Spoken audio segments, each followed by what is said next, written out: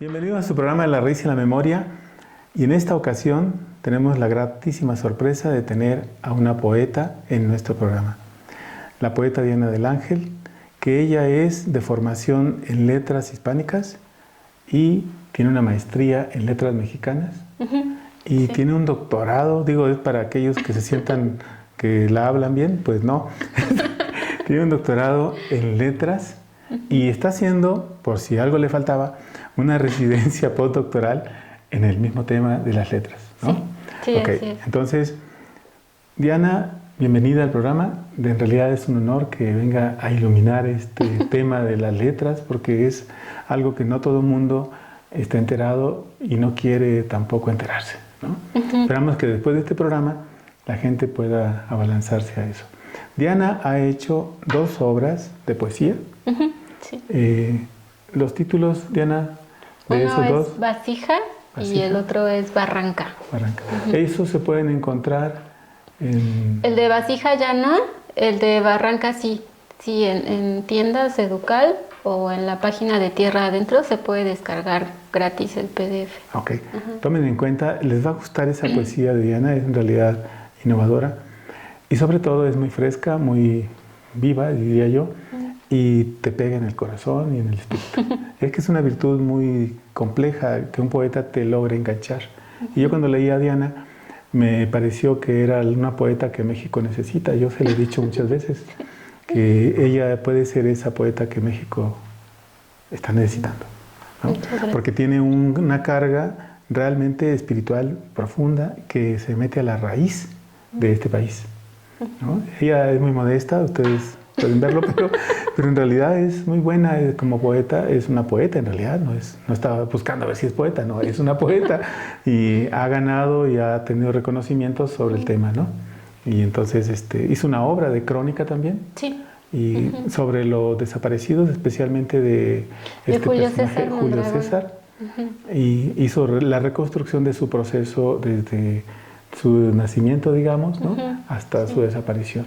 Es una crónica, en realidad, yo no diría de terror, sino que es una crónica muy amorosa dentro de esa cosa de sacarlo, volverlo a sacar, la necropsia, otra vez la necropsia, o sea, es algo muy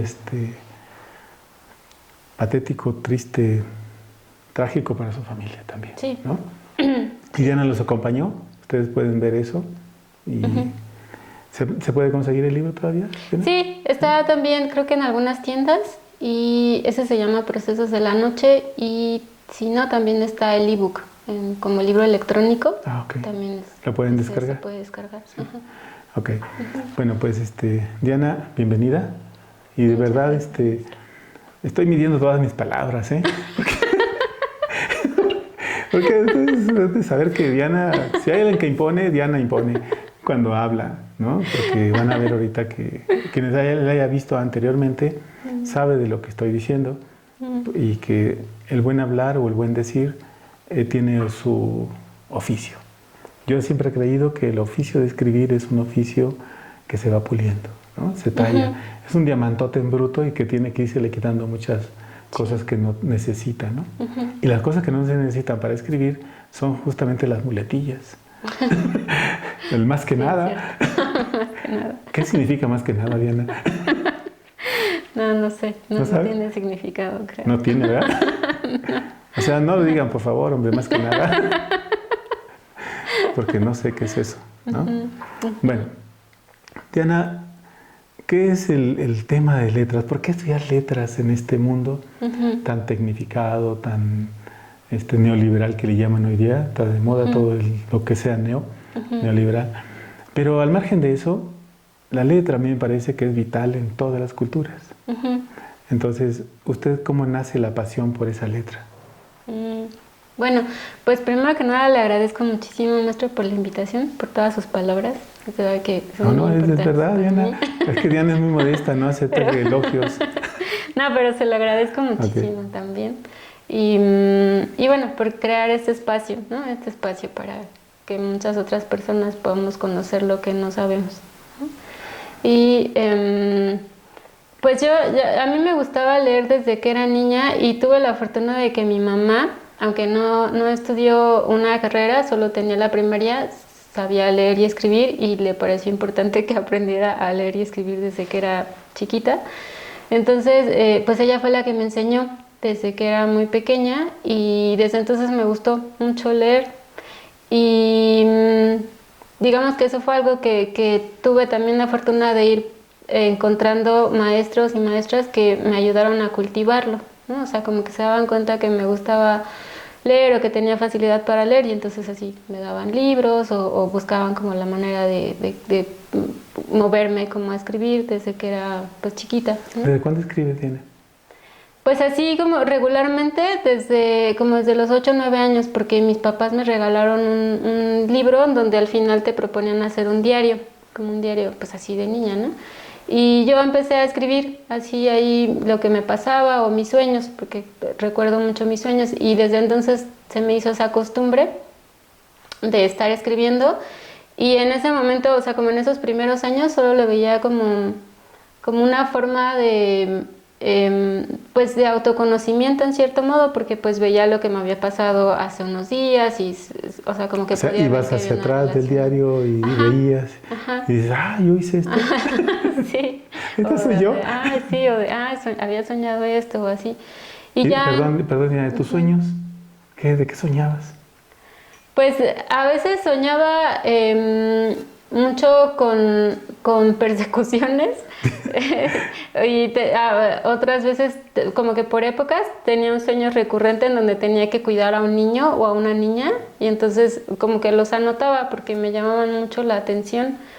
Y ya después como que fui, ya con el tiempo como que fui tratando de buscarle sentido, ¿no? a esos sueños en mi propia vida o en cómo me sentía y así.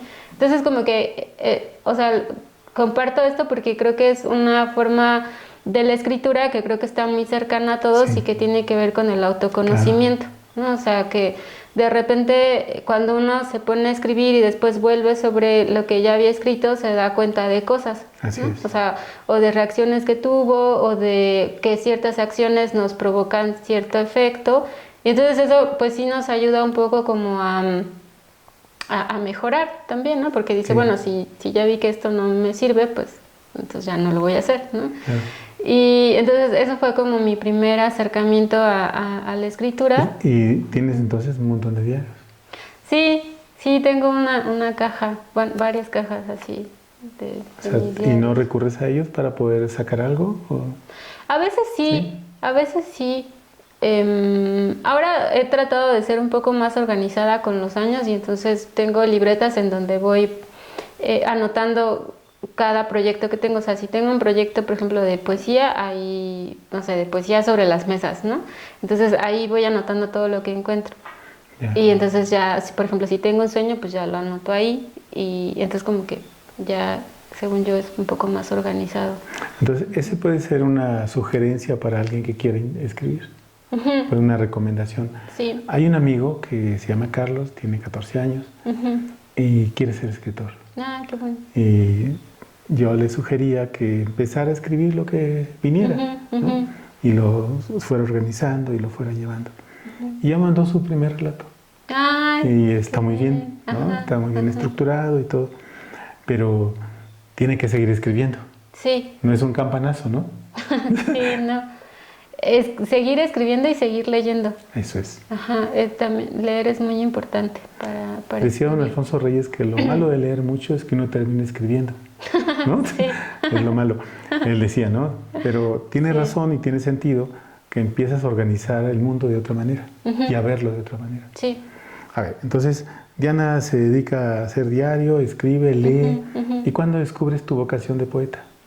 Eso ya fue en la preparatoria, también gracias a una maestra que tuve y que empezó a impartir un taller de poesía, bueno, de escritura en realidad, porque había también compañeras que escribían cuento o así, ¿no? Y entonces yo inicialmente comencé escribiendo cuentos, pero luego como que no encajaban muy bien, porque les faltaba acción, que es importante. No cerraba. Y entonces me dijeron, no, pues quizás debas intentar con la poesía. Y ya después ya tuve otro maestro con quien comencé a escribir poesía. Porque quizás hay que hacer una aclaración. el cuento es una técnica diferente, sí, ¿no? Un método distinto. Y en la poesía es otra cosa, sí, es ¿no? otra estrategia. Es otro, yo le llamaría otro mundo, ¿no? Sí. O sea, en el sentido literario. O sea, porque no se parece en nada al ensayo ni al cuento. No. No se parece ni a la novela. No. Aunque digan algunos que sí tienen relación, ¿no? Pero el punto es que cuando entras a la poesía, ahí hay un movimiento interior. ¿Cuál fue tu movimiento interior, Diana? ¿Cómo fue este movimiento? Esto que dices que tu maestro, tú conociste otro maestro, y este maestro, ¿a dónde te condujo en la escritura? Pues yo creo que justamente él hacía mucho énfasis en cómo escribir poesía también tenía que implicar un proceso de autoconocimiento y una transformación en uno mismo, ¿no? O sea, como que después de escribir un poema no podía seguir siendo él mismo, justamente porque esa escritura implicaba un proceso de cambio, ¿no? Y es un poco como mirarte hacia adentro, que tiene mucho que ver con la meditación, ¿no? Quizás Sí. por eso la poesía está de alguna manera tan conectada con el espíritu, mucho más que otros géneros, ¿no? Como la crónica o el cuento o la novela, ¿no? Y entonces ese es como... sí, eso tiene que ver justamente con que para escribir poesía es necesario poner mucha atención en uno mismo, y cuando uno pone atención en uno mismo también puede ver cosas del mundo que antes no veía, pero que están ahí, Sí. ¿no? Y que yo creo que es un proceso pues muy parecido al de la meditación o al del camino espiritual, que usted conoce pues, mucho mejor que yo. Y entonces creo que ese fue como el gran clic, o sea, como una manera que aprendí de mirar hacia mí y hacia mi historia, ¿no? O sea, porque ya no veía mi historia, o sea, mi vida pasada con los mismos ojos, ¿no? Porque a veces algo que a mí me gusta mucho de la poesía es que la poesía nos da mucha libertad, ¿no? Nos da la libertad de escoger cómo queremos vernos a nosotros, a nosotras o a nuestra experiencia pasada, ¿no? O sea, como que uno puede escoger verla con dolor o verla como aprendizaje o verla con alegría, ¿no? Y por poner un ejemplo muy sencillo, ¿no? Y gracias a la poesía uno puede crear espacios que antes no existían, ¿no? Espacios para el conocimiento, pero también para el gozo, ¿no? O sea, quiero decir como para disfrutar, y también un espacio para que otras personas se puedan encontrar en ese poema o en ese texto. Facilitarles la vida también a otros, sí. En el sentido de encontrarse, ¿no? Sí. Entonces, se dice que cuando vibras en esta frecuencia, el otro también se puede articular a esa frecuencia. Sí. Sí. Muy bien. Diana, vamos a hacer una pequeña pausa y vamos a retornar tomando esta parte de la poesía y cómo es que creciste en ella. Claro. ¿Vale? Sí. Vamos a hacer una pausa. Gracias. Regresamos en un momento.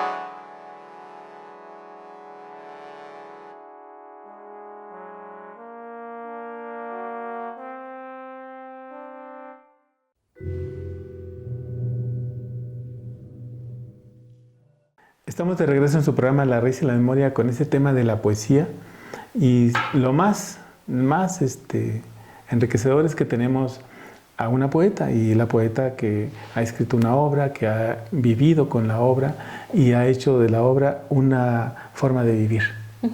Y digo, para aquellos que quizás no han visto los inicios del programa, Diana estudió letras en la licenciatura, en la maestría, y en el doctorado y postdoctoral, ¿no? Está en el mismo tema, o sea, letras por todos lados, ¿no? Está empapada de letras, ¿no? Entonces, una obra, Diana, como poesía, tiene cierto grado de madurez y tiene cierto grado de inicio, según entiendo, ¿no? No me haga mucho caso. Entonces, no le expertes usted. Entonces, si tenemos una obra inicial, sus primeros 2 obras son, digamos, obras de consolidación, de exploración, o ya tienen una propuesta que usted está viendo que apunta hacia recuperar una tradición. La poesía que yo he leído de usted, que me gusta mucho, es esta donde toca usted los antecedentes de una raíz, y luego la identidad, y luego aparece la abuela, y aparece los padres, aparece el pueblo, aparece la tradición. O sea, eso da identidad. O sea, esa es Diana en su identidad y en su forma de poder consolidarse después como una gente que dice, esto es la propuesta. Sí. ¿En dónde estamos? Pues no, todavía estoy lejos de consolidarme, pero sí esos elementos que usted menciona, creo que sí son muy importantes y afortunadamente están desde el primero de mis libros, ¿no? Okay. Como que tuve esa intuición, ¿no? De ponerlos ahí por ahí es, Diana. Y entonces han seguido apareciendo, pero creo que es importante porque, por ejemplo, en mi caso, pues mis padres pertenecen a una comunidad indígena, aunque ya después no me enseñaron el idioma por las mismas circunstancias, ¿no? de este país y de ellos en concreto. A mí me interesa mucho como retomar esa vena, ¿no? Como esa vena de honrar al pasado de papá, mamá, sí, del pueblo, a sí. honrarlos, pues. O sea, tiene que ver también con esto de integrar como a todos y a todas mis ancestras, como en ese sentido de honrar, pero también creo que es una manera también de mostrar que no están presentes solo en mi historia, sino que son parte de la historia de muchas personas y que por la misma cultura, ¿no? Pues que tenemos en México, que es muy racista y muy clasista, se ha ocultado durante mucho tiempo, como si no existiera. Entonces, algo que a mí me gusta mucho y que también tiene la poesía es que nos permite sacar cosas que están en lo oculto a la luz, ¿no? Y cosas que pueden ser muy luminosas también, aunque estén en lo oculto, ¿no? Y entonces esa es como una de las cosas que también me interesa. Para nuestros videntes, nuestros seguidores, esta palabra que usted usa, iluminadora, ¿no? ¿Nos puede dar una ilustración así de qué es iluminada? ¿Cómo se manifiesta poéticamente o cómo lo está trabajando usted poéticamente? Pues es muy fácil. Cuando uno lee un poema, algo sucede en el cuerpo, ¿no? ¿Te pega? O sea, como que algo se abre, ¿no? Así, aquí se abre. Pónganse usados porque si no se abre acá, se abre acá. No, como se abre aquí, okay. ¿no? Y es algo que, o sea, uno lo siente porque te hace comprender algo. Exacto. ¿No? Hay un chispazo ahí. Como que algo se ilumina adentro de uno mismo y puede entender algo que antes no estaba, algo del mundo o algo de sí mismo, ¿no? Sí. Y eso es la poesía, ¿no? Eso es. Finalmente. Vea qué tan sencillo. Es muy sencillo decir esto es la poesía, ¿no? Sí. Pero usted cuando llegó a eso, Diana, cuando usted escribe, ¿usted sabe que llegó a eso?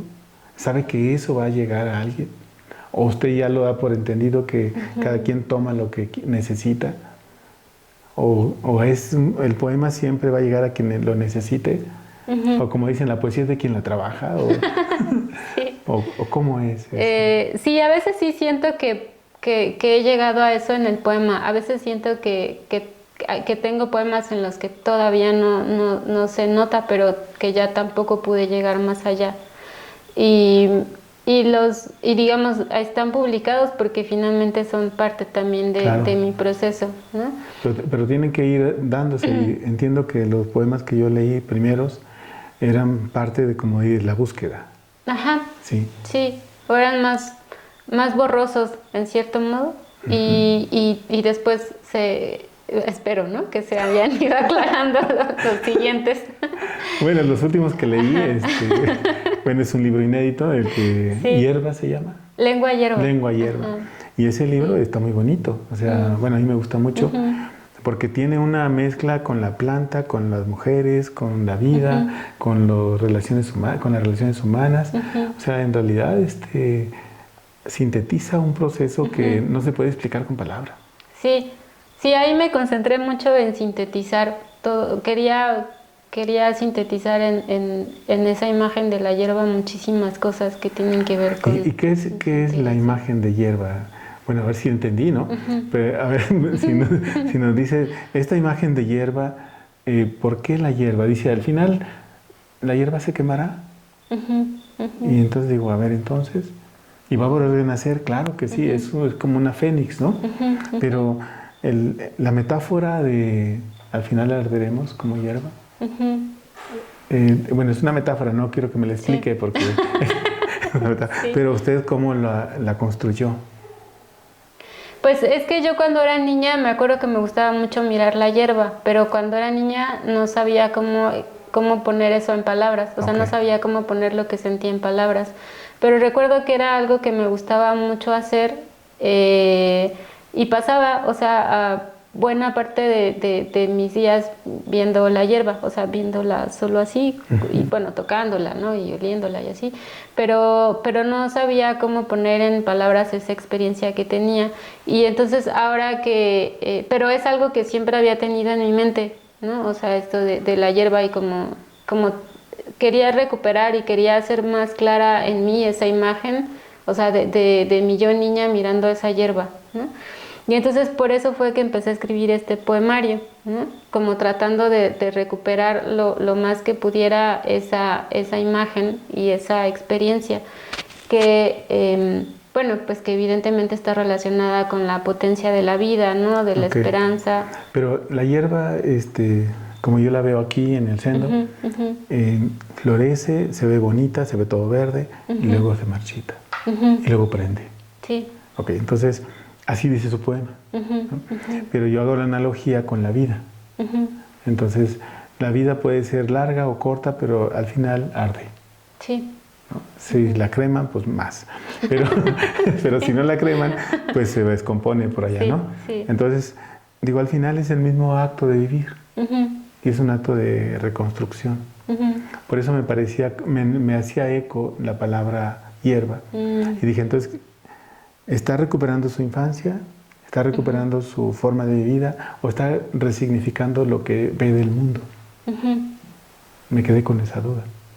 Pues, según yo, son las tres cosas, o que pueden estar ahí presentes las tres cosas, porque otra cuestión que tiene que ver con lo que usted me preguntaba hace rato acerca de cómo las personas ven la poesía, o sea, o mis poemas, a veces... eso simplemente no lo puedo saber, ¿no? Pero a veces me gusta cuando las personas me dicen, pues vi esto o me reconocí en esto, ¿no? Y entonces creo que eso es como que es confiar en que el poema va a llegar a sus lectoras o a sus lectores, ¿no? Que va a tocar pues el corazón o el espíritu de otras personas, ¿no? Hay alguien siempre esperando, ¿no? Digo, metafóricamente, el poema no ha llegado al lector que necesita, ¿no? Así diríamos. Pero entonces, Diana se mete a escribir, sostiene, según leemos, que está en ese proceso, está empujando. ¿Y para dónde va la línea de su proyecto de creación? O sea, ¿cuáles son los temas más recurrentes ahora? Pues, bueno, lo vegetal es algo que me interesa mucho. También todo lo que tiene que ver con el cuerpo, en términos también forenses. Sí, hace metáforas ahí con el cuerpo. Y también, por ejemplo, ciertos animales que me gustan mucho, como los pájaros o la mariposa, ¿no? pero al final son como pretextos para hablar de un mismo asunto, ¿no? Y que tiene que ver justamente con esta vitalidad, ¿no? O con la vitalidad que está en uno mismo, ¿no?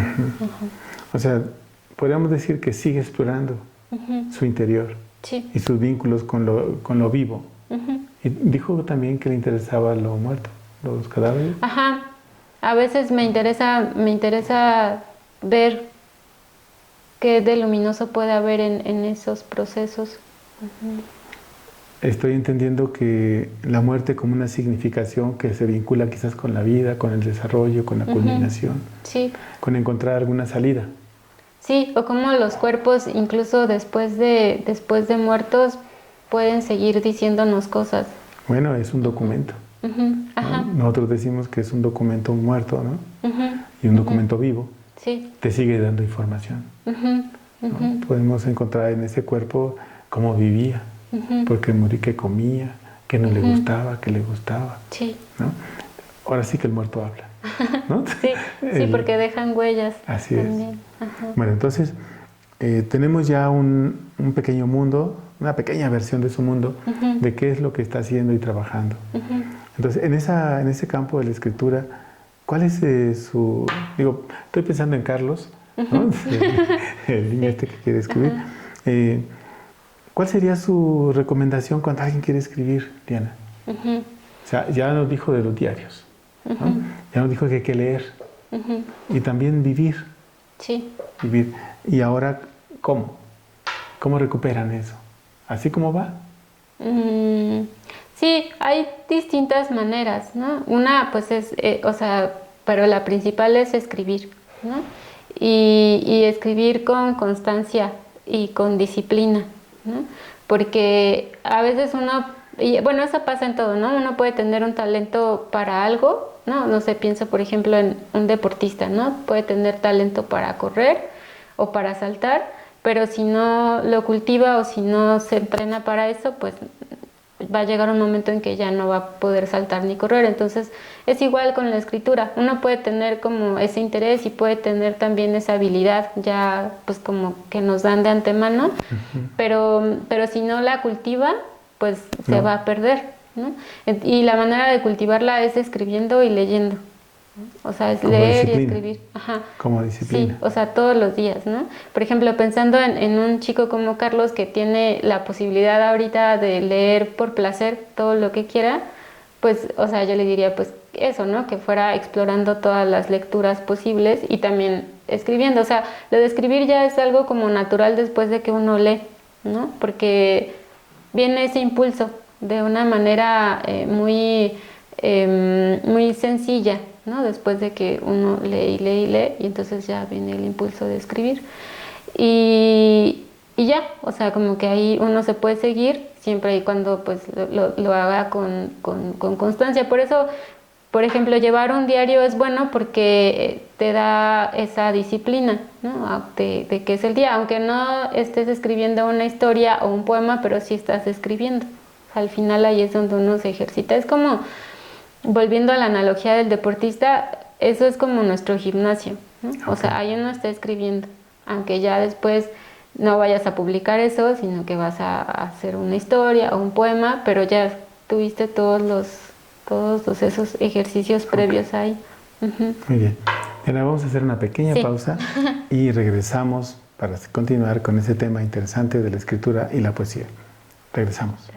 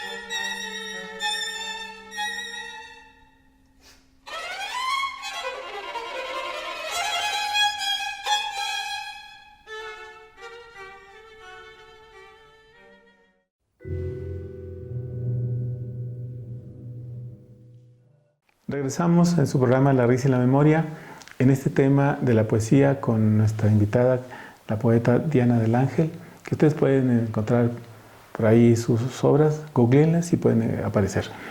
En este tema, Diana, vamos a hablar, en este bloque, vamos a hablar de algo de la palabra y sus implicaciones en la vida cotidiana o hasta en la salud, hoy e incluso cómo está el lenguaje en nuestro tiempo. Esta era post-COVID marcó quizás lo que seríamos como un mutismo impuesto, podríamos decir así, o sea, porque mucha gente no hablaba, encerrada en su compu o encerrada en su trabajo de office y no hablaba, no interactuaba con nadie. Sí, no. ¿Eso enferma? Pues sí, yo creo que sí, porque justamente pues en el periodo de contingencia pues fue cuando también se dispararon mucho enfermedades como la ansiedad, ¿no? Y bueno, cosas más graves, ¿no? Pero la ansiedad pienso que es algo como muy cotidiano y que a mucha gente le parece normal, pero no es normal, ¿no? Y lo que pasa es que hablar, yo creo que es un acto muy importante porque nos conecta con las otras personas sin tocarlas, ¿no? O sea, yo ahora estoy hablando y mi voz está llegando, ¿no? Así a ustedes dos y crea un efecto, entonces sin tocarlo, ¿no? Sin tocar, digamos, físicamente a las personas. Y entonces eso es algo muy poderoso, ¿no? Es algo muy poderoso. Y entonces justamente por eso de ahí viene la importancia de saber cómo usarla, ¿no? Porque si yo digo cosas, digamos, luminosas, entonces puede que otras personas vean esa luz o sientan esa luz, pero si digo cosas muy oscuras, entonces también... ¿Nos referimos a cosas oscuras, groseras?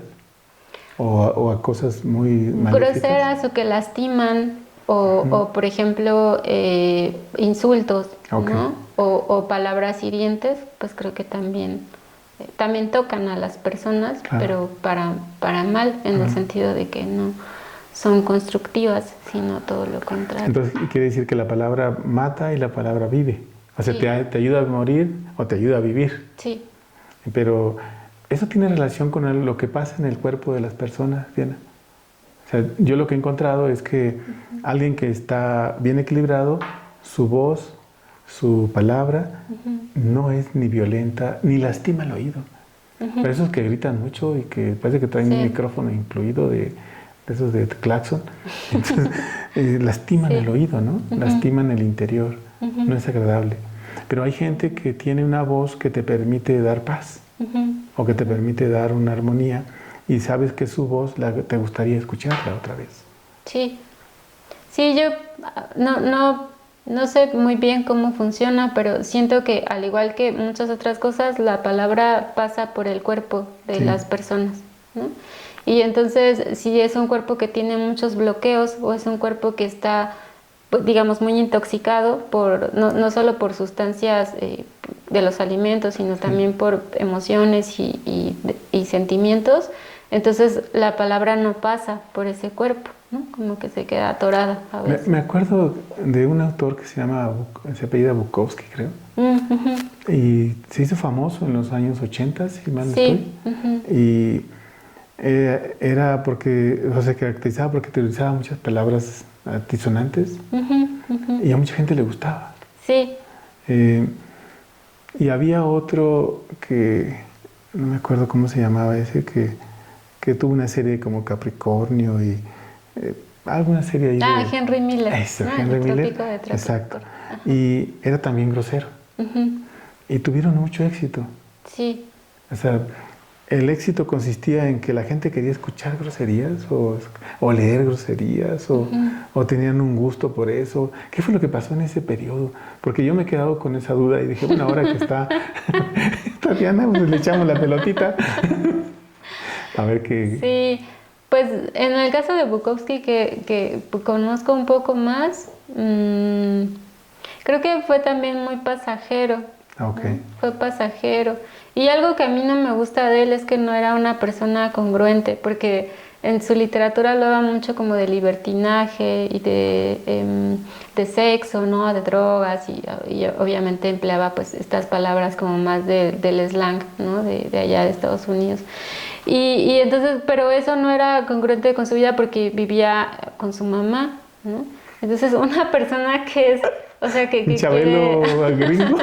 que quiere ser pues así, digamos, revolucionario o iconoclasta o así, pues no vive con su mamá, ¿no? O sea, como que busca otras maneras de vivir. Entonces, mi teoría es que por eso fue pasajero. Hay gente a la que le sigue gustando y bueno, yo decía, ahorita vengo, gustos, mamá. ¿No? Pero creo que tiene que ver un poco con eso, ¿no?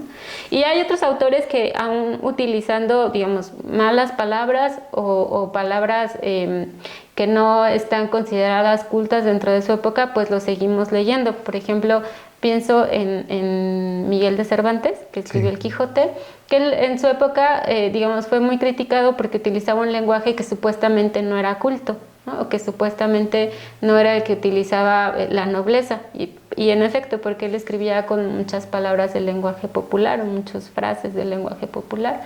Pero ahí lo seguimos leyendo porque detrás de eso, o más bien él logró hacer con ese lenguaje popular una obra de arte, ¿no?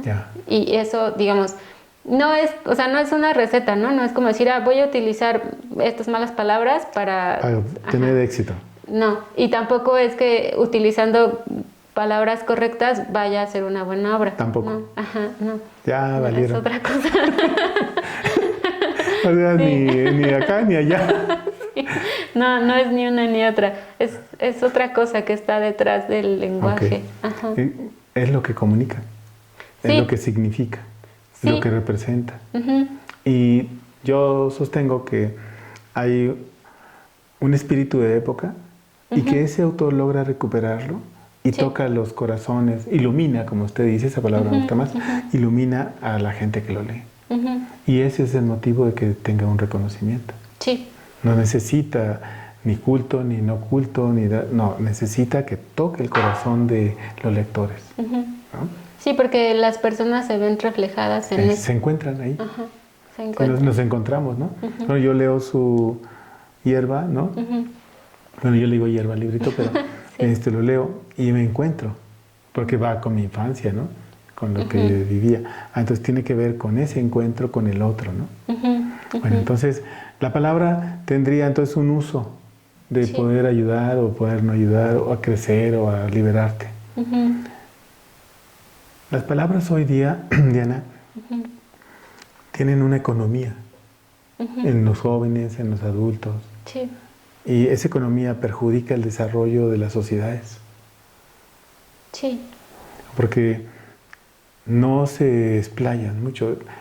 Los escritos que vemos son telegrafiados, o es más, el qué, o ni siquiera se escriben completos, ni las gracias se escriben completas. Y entonces yo digo, ¿hay una economía excesiva en eso?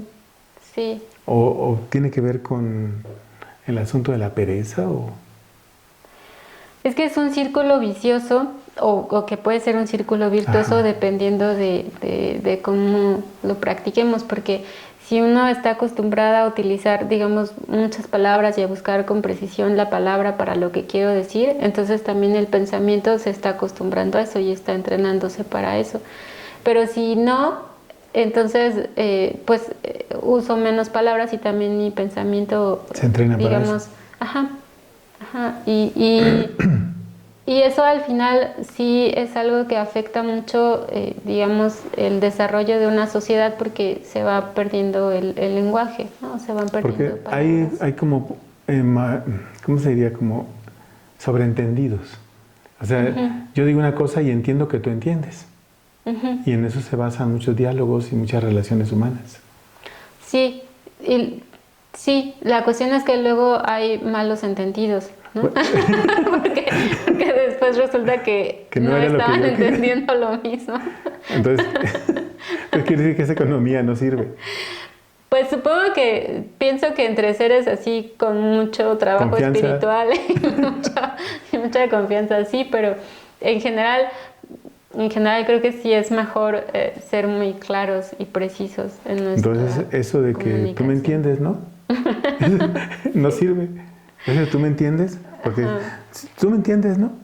A ver, no, tú tienes un impedimento para esclarecer tu idea. No es que tú me entiendas. Sí. O sea, tú no puedes explicarlo. Sí. Entonces la invitación sería, explícamelo. ¿No? Sí, sí, creo que eso, tener ese tipo de conversaciones sobre cualquier tema, pero pienso, por ejemplo, en las relaciones humanas, es mucho más efectivo que dar, o sea, que actuar bajo presupuestos. Sí, sí, porque entonces ahí hay algo que se rompe, ¿no? Eso de que ahorita vengo, ¿y a dónde vas? Pues ahorita vengo. ¿Y qué vas a hacer? Pues luego te cuento. O sea, hay misterio, ¿no? Sí. Y si hay misterio no hay claridad, o hay engaño, o si no hay una elaboración por parte del otro. Aunque no vaya lejos, vaya aquí a la esquinita, ¿no?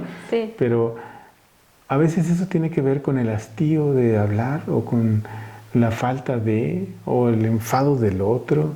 Es que eso uno se lo pregunta porque uno lo ve cada rato. Dice uno, ¿por qué no son claros? ¿Por qué no dicen? Hay algo que uno diría, a ver, esta economía del lenguaje en los jóvenes, sí, luego te veo, sí, güey, no, güey, sí, o sea, esa economía como que la vez pasada usted decía, pues los universitarios manejan más o menos unas 300 palabras, ¿no? Más o menos decía en promedio. Sí. Y hace, ¿qué? ¿3 años? Más o menos, ¿3, 4 años? Como 3 años. 3 años. Entonces hoy diríamos, bajó el nivel o subió el nivel o se mantuvo o bajó o y ahora son 220, ¿no? O sea, está pasando algo que el pensamiento no se enriquece, el diálogo no se fortalece. Entonces encontramos a mucha gente que dicen, a mí no me entienden. A muchos que están solos y dicen, yo no tengo con quién platicar. No tengo interlocutores porque a mí nadie me entiende. ¿No será que no saben hablar? Sí. ¿No será que no tienen un repertorio verbal sobre cómo comunicar su propuesta, su soledad, no sé, o hacer una invitación al diálogo, ¿no? Sí, porque creo que también para hablar, y eso también tiene mucho que ver con la escritura en general, también se requiere como cierto valor, ¿no? Para poder exponerse a uno mismo, ¿no? Y creo que eso es algo que a veces hay personas que no quieren hacer, ¿no? Y por eso prefieren no decir nada. Pero, bueno, al final creo que no es una muy buena decisión porque por lo general no lleva a buen término, ¿no? Como ese tipo de decisiones. O sea, lo ideal sería explorar, comunicar. Sí. Tener un interlocutor. ¿Diana tiene interlocutor? Sí. ¿Sí? Pues sí. O sea, pues de entrada los poetas o las poetas que a mí me gustan, o las escritoras, los escritores que yo... Son sus interlocutores. Ajá. Y bueno, amigas, amigos, ¿no? Sí. Maestras, maestros, ajá. Entonces, eso la nutre permanentemente. Sí. Entonces, un autor tiene que estar en contacto con eso. Y vamos a poner alguien que no es autor. No, un hijo de la sociedad, como dicen, un civil, como luego dicen algunos. Ese civil debería de meterse también a un diálogo con los otros. Sí. Solamente un diálogo para sanearse, para curarse también. Hablando se cura, ¿no? Sí, pues sí, esa es como una de las dimensiones terapéuticas también de la palabra, ¿no? Cuando la gente puede hablar, o cuando podemos exponer algo que nos lastimó o algo que nos dolió, pues hay un proceso de sanación, ¿no? Ajá. Muy bien. Diana, vamos a hacer una pequeña pausa y regresamos en un momento para continuar hablando de este tema de la poesía y la vida y la iluminación. Regresamos.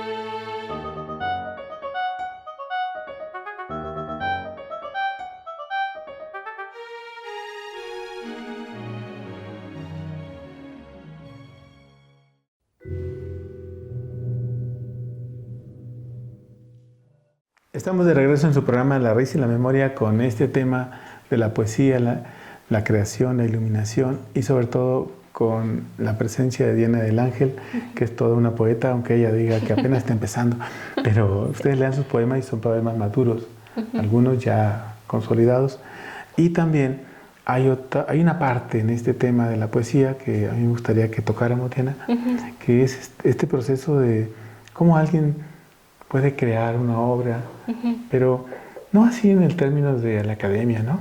Sino yo puedo hacer mi vida, puedo crear una vida o una obra de mi vida haciendo cosas, ¿no? No necesariamente haciendo una obra como usted, que tiene tantos estudios, tantos títulos, sino que alguien que simplemente haya ido hasta la secu, si se quiere, o la primaria, o haya ido, pero que haga una obra de su vida, ¿no? Sí. Y que haga algo que ayude a que alguien se libere, o alguien se encuentre, o alguien se ilumine como usted usa bien. Entonces, me parece que por ahí podríamos empezar a sugerir para este bloque y que alguien pueda conectarse, o alguien pudiéramos recomendarle que se aprende a hablar bien, lo entrecomillamos, ¿no? Entonces, que aprenda a hablar y que pueda sentir la voz, ¿no? Sentir lo que dice, o decir, oye, qué buen hermano eres, qué buena amiga eres, y eso que sea de corazón, que tenga un impacto, o decir que aman a alguien con sinceridad. Y eso creo que es muy sólido cuando alguien lo construye y lo hace, ¿no? Y eso contribuye a ser un país, una sociedad, ¿no? ¿Cómo ve usted ese punto? Sí, algo que quería retomar es que a veces la gente tiene la idea o se ha difundido la idea de que es errónea, ¿no? De que para decir algo importante tiene que ser con palabras rebuscadas. Así es. ¿No? Y eso creo que es necesario aclararlo para decir que no es así, ¿no? Que a veces las cosas más importantes se pueden decir con las palabras más sencillas, ¿no?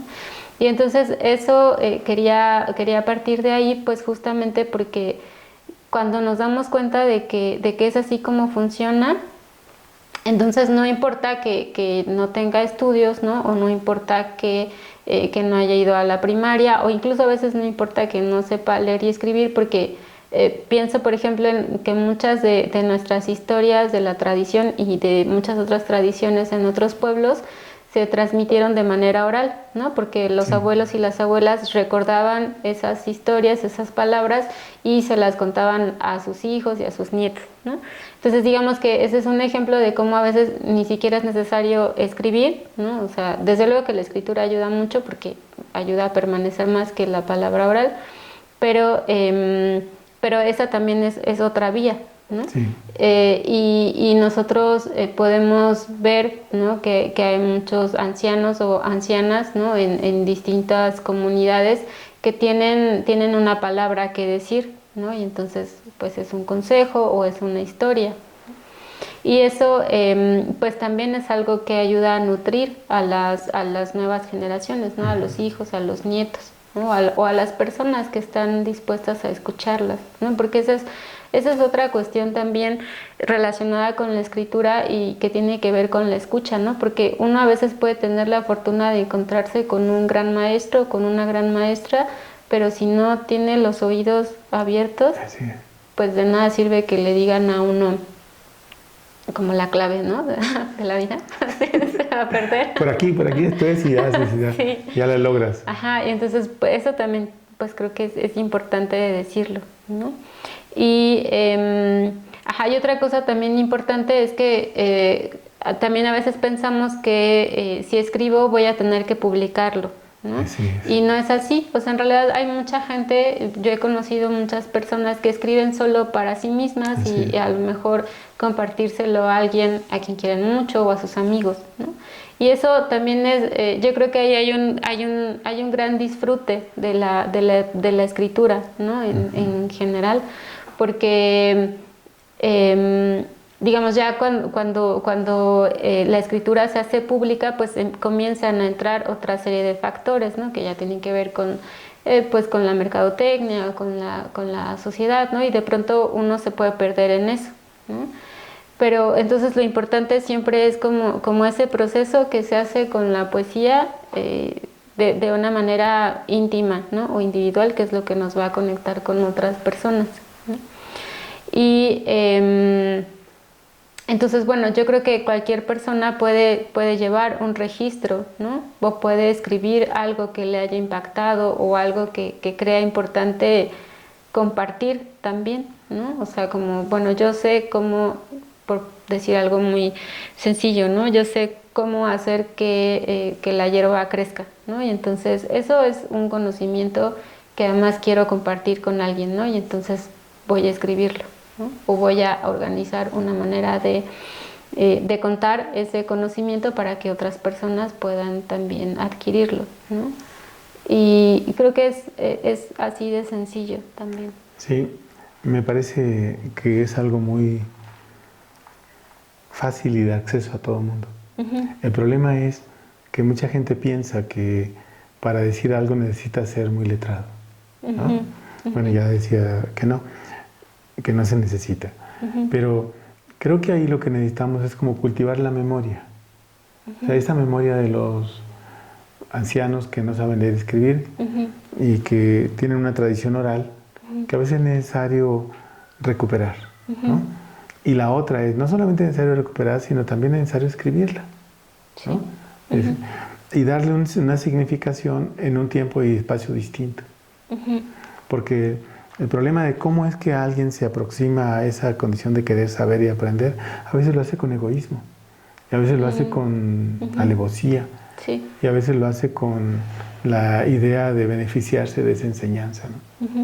Entonces, yo creo que si nosotros pensamos que la idea del aprendizaje de aprender a escribir o a hacer o a comunicar o a intercambiar no tendría que tener un fin, sino que tiene solamente una necesidad. Porque el fin es de entrar a la mercadotecnia o entrar a eso, ¿no? Claro, si te metes a ese terreno, pues entonces te vas a pelear con los tiburones, ¿no? Y vas a enfrentarte con descalificaciones y no...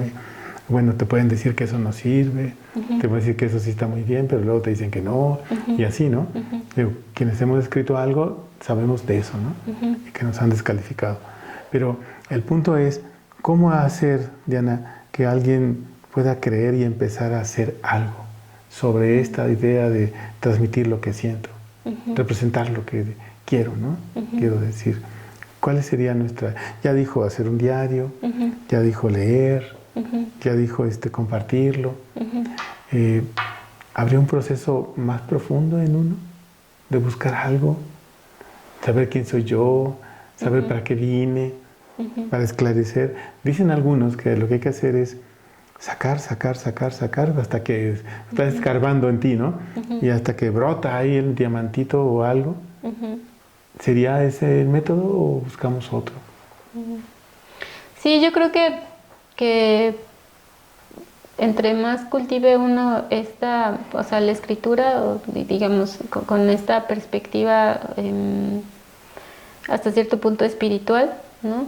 Creo que te va conduciendo al encuentro de algo que es más que uno mismo, ¿no?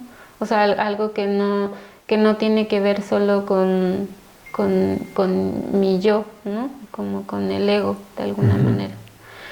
Y eso creo que se puede manifestar de muchas maneras, ¿no? Justo cuando uno está escribiendo o después cuando alguien más te hace una retroalimentación y te dice, oye, vi esto, ¿no? Y entonces ya como que te cae el 20 y dices, ah, bueno. Y entonces ya como que dices, bueno, sí es por aquí, ¿no? Pero creo que eso sí es un proceso muy único para cada persona, ¿no? Pero, o sea, lo que quiero decir es que me es difícil explicarlo porque creo que es distinto para cada persona, pero también es algo que se siente, ¿no? Y creo que es algo a lo que uno puede llegar después o sea, con la práctica, siempre que esté practicando constantemente eso. Entonces, la literatura, digamos, ya no hablando de género, sino de literatura en general, puede ser un recurso, un medio para crecer, para desarrollarte, para tener paz, para tener un poco de seguridad en tu vida. Sí. ¿Sí? Entonces, Diana tiene una obra, tiene un recorrido, sigue estudiando. ¿A dónde va Diana? Pues quisiera seguir explorando y quisiera seguir consolidando mi trabajo, o sea, ser como más precisa en lo que quiero decir y seguir descubriendo más cosas. Esto que decía hace un momento acerca de buscar en lo oculto para traerlo a la luz, bueno, para ver cómo incluso en lo oculto hay cosas luminosas, ¿no?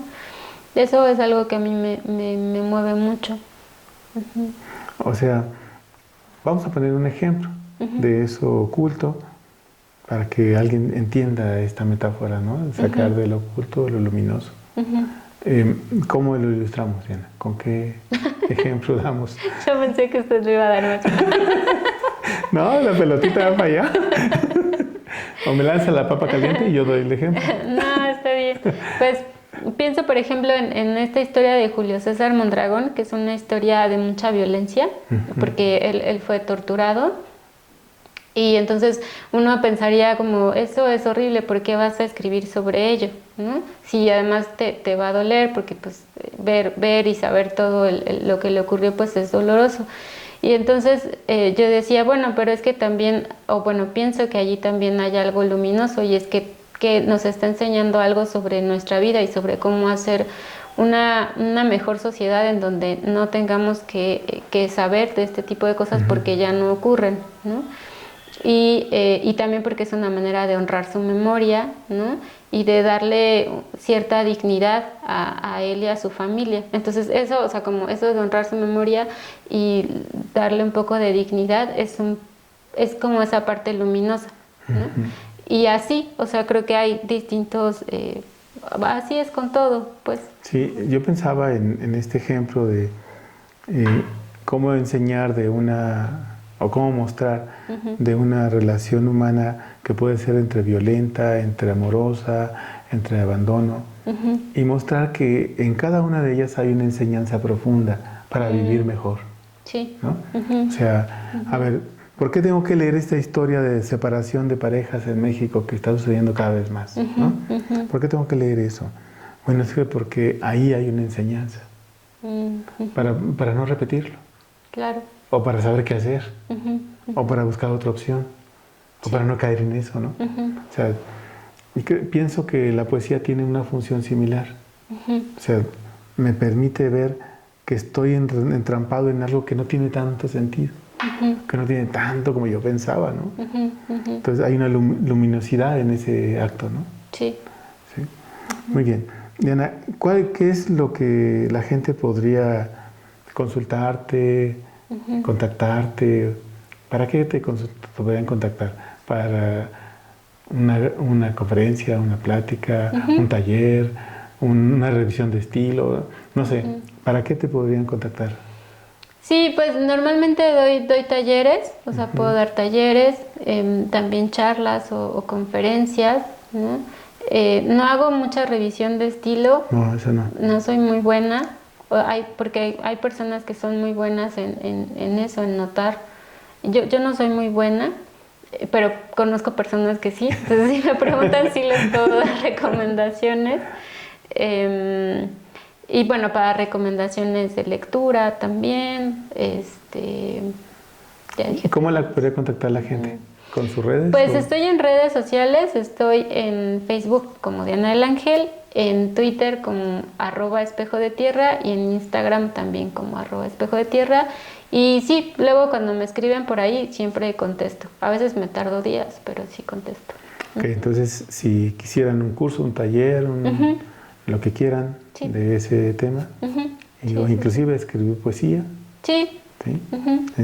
Enseñar lecturas, en fin. Sí. Para adultos, para niños, para todo el mundo. Entonces ya saben, oigan, ¿no saben ustedes que Diana del Ángel está dedicada en cuerpo y alma a la literatura? Y de verdad es que es algo de admirar, ¿no? Sí. Y yo no la quiero emular ahora porque ya estoy muy grande, pero habrá quien la quiera emular, ¿no? Y yo creo que ahí está la enseñanza Y Diana, pues muchísimas gracias por haber venido al programa. Y pues esperamos contar con usted otra vez y en otro momento, ya cuando saque su libro, si gusta, y platicamos sobre eso. Claro que sí, maestro. Y vemos y leemos. No leímos ningún poema. No, ya no. No, podemos leerlo. ¿Sí? Podemos leer un poemita. Ok, este es un poema largo, ¿no? ¿No le hace? ¿Dura 2 horas? No, tampoco. Bueno. No tan largo, maestro. No, pero sí. No nos asuste, Diana. Según yo dura 9 minutos. ¿9 minutos? Sí, es que es largo. ¿Y si nos lee unos fragmentitos? Sí, le puedo leer unos fragmentos. A ver, entonces para que el respetable se dé un, como dicen, un quemón. Que dijimos que íbamos a hablar bien. Está bien. Bueno, este es un poema que escribí justo durante la pandemia. Okay. Y inicialmente iba a ser parte de ese libro, del de Lengua Yerba, pero después ya se fue haciendo como un poema aparte. Y es sobre una semilla de loto que tardó casi 3000 años en germinar. Entonces, a mí me fascinó mucho la historia porque lo que dicen es que las semillas saben, o sea, esperan el momento adecuado para poder germinar. O sea, tienen una sabiduría que las hace saber, valga la redundancia, cuándo es el momento adecuado de nacer. O sea, no van a nacer donde no van a tener suficiente luz o suficiente agua.